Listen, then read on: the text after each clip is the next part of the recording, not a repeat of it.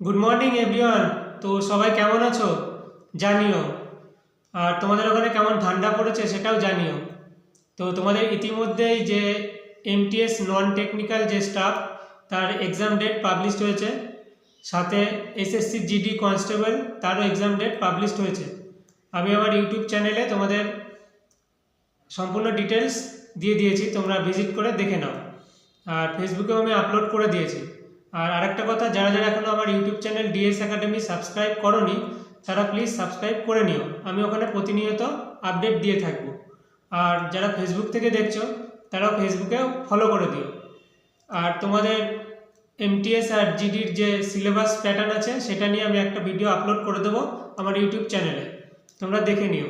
আর তোমরা মোটামুটি তোমাদের নিজেদের 100% দাও, দিয়ে যে ট্রাই করো।